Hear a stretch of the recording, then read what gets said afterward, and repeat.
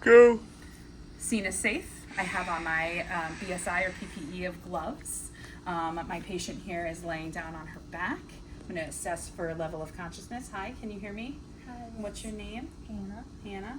Okay. We're going to make sure that we've checked for any neck, back, spine injuries here and take proper precautions for those. I'm going to check to make sure we have a patent airway, which means I'm going to check breathing rate, quality, and rhythm. And Hannah's airway is intact, so I'm going to now check. And if it wasn't, or there was any question of how you were breathing, we would add high flow oxygen. I'm going to check now for pulse rate, rhythm, and quality as well.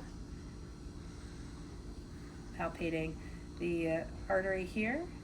That feels great, thank you.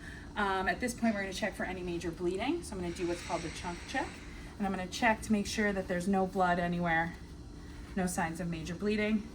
At this point, there's not. Okay, so at this point I'm going to note that Hannah's skin is cool, pale, and clammy. So I'm going to check for signs of hypoperfusion. I'm going to assess this by doing capillary refill. So I'm going to squeeze the tip of her finger and I'm going to note how long it takes for coloration to come back. A good rule on this is if it takes longer than saying capillary refill, then you have signs of poor perfusion, what you do. So at this point we're going to start treating Hannah for shock. So I'm going to elevate her legs 6 inches. I'm going to make sure that there are no injuries to her legs before we elevate them so that we don't hurt her. And then I'm going to add a blanket to the process. Awesome. And at this point, I'm going to check her vitals. We're going to reassess every 5 to 15 minutes, depending on how she's doing. We're going to get you ready for transport in the ambulance.